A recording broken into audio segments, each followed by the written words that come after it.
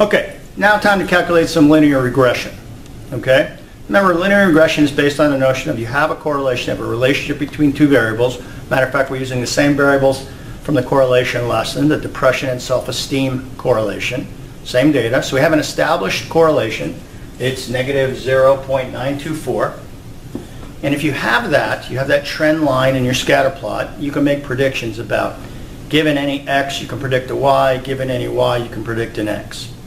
The formulas in the book use a little different than the ones I use. I like these formulas from a previous edition of the book. I just, believe it or not, think they're simpler for students to understand. So we're going to be using these. But if you're more comfortable with the formulas in the book, they'll be available for you on the test. You feel free to use those. So this is what you'll be given. You'll be given the mean of the x scores and the standard deviation of the x scores, the mean of the y scores, and the standard deviation of the y scores. You'll also be given the correlation coefficient. Okay? And I'll ask you, for any x, what is the y? For any y, what is the x? So the example in the lesson goes like this. If the self-esteem score is 76, what would the depression score be? Well, the self-esteem score is y. So we have y. That means we're solving for x. So we're going to use the predicted x formula, x prime. So we're solving for predicted x. Here it is right here, r sub xy. It's just the way the book uses it. It's just the correlation, nothing fancy. It's just like the r we did in the correlation lesson. Standard deviation of x, standard deviation of y. The y score that's given to you in the problem. This is the mean of y, one way of representing the mean of y, y bar, and then the mean of x. So all we do is we take this data and we plug it in. So the standard deviation, the r value is right here, negative 0.924. There's the standard deviation of x, standard deviation of y. The raw score from the problem, 76. Mean of y, mean of x.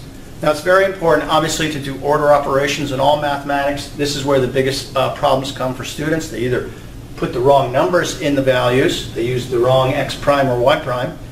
But if you do this with proper order operations, this is simple. Okay? So we just do the multiplication first. Right? We do this in the brackets first, then we do in the brackets here, we multiply by this value, we add this value, and we get an x prime value of 22.16. So, if a person had a self-esteem score of 76, we could predict, with some degree of error, that their depression score would be around 22.160. Now let's look at the other side. If someone had a depression score of 11, what would their self-esteem score be? So in this case, we would use the y prime because we are given x, depression. Now we're solving for y, predicted y, or y prime. Similar formula, some things are flipped around. The s of y is here, the s of x is down here. We got x and x bar in here and y bar on the outside, but we just plug in the variables. 11 comes right from the problem. We solve with proper order of operations, and we come up with a y prime score of 115.797.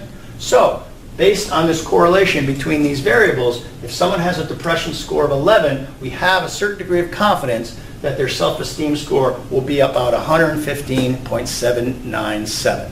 That's how you solve the predicted x and predicted y for linear regression.